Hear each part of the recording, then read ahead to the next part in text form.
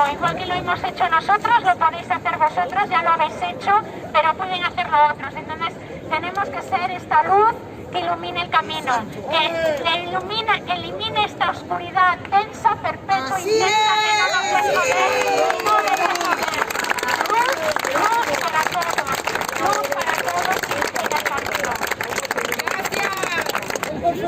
Ok, bueno, antes que nada agradecer a todos los que estáis aquí por esos espíritus rebeldes, autocríticos, quienes piensan por sí mismos y libres. Yo quería hacer una autocrítica general, decía un compañero, acerca de que por ese mismo espíritu revolucionario y rebelde, por lo general, somos un poco anti-organizaciones, anti-jerarquías, anti-líderes y demás. Y yo creo que eso es algo que tenemos que hacer mucha pedagogía y tenemos que priorizar nuestros objetivos muy claros, muy concisos. Por ejemplo, decía la compañera, ¡viva España! Yo, por ejemplo, digo, ¡viva la humanidad! Yo no soy nacionalista, en mi caso.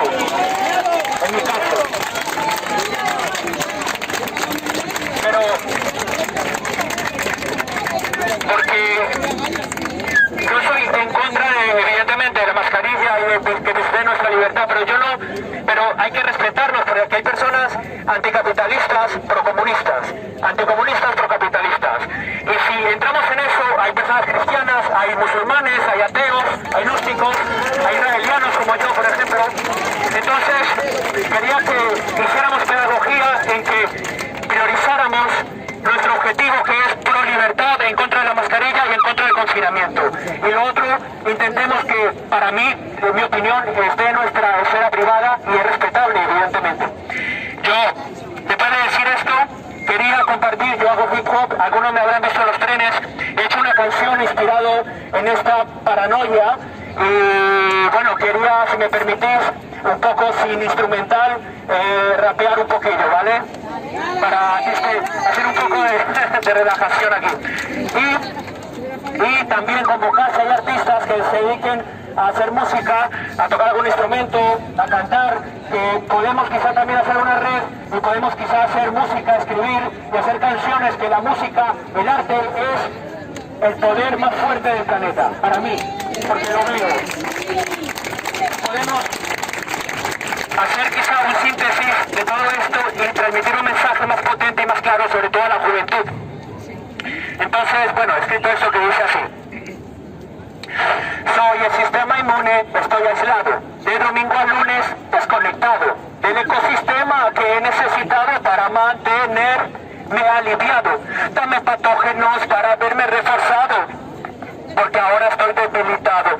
A mi alrededor todo está desinfectado y con la humanidad estoy distanciado. El virus del miedo nos mantiene estresados. ¿Quieren saber hasta dónde eres capaz de obedecer lo que se han inventado?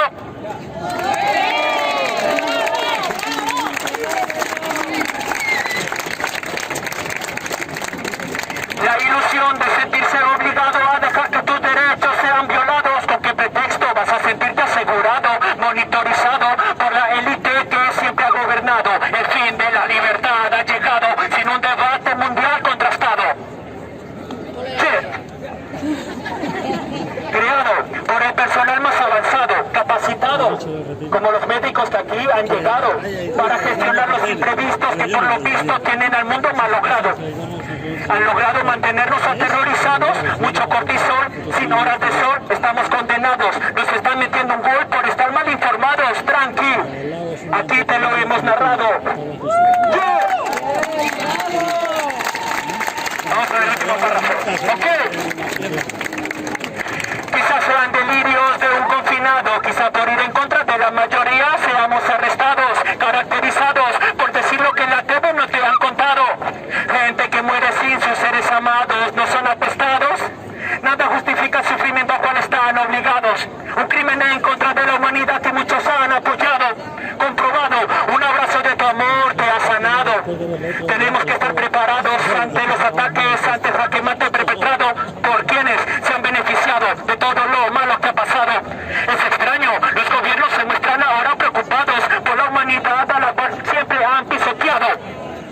No nos han amado, no nos han concienciado del número de muertos que el hambre y la guerra han dejado. A la sociedad no le ha importado la vida de quien tienen al ahogado. Esto nunca ha pasado, de lo contrario en el mar nadie fallecerá ahogado, buscando la felicidad que les han negado, por la indiferencia y la falta de conciencia que nos ha caracterizado. Es peligroso creer sin tratar de comprender lo que desde arriba nos ha dictado.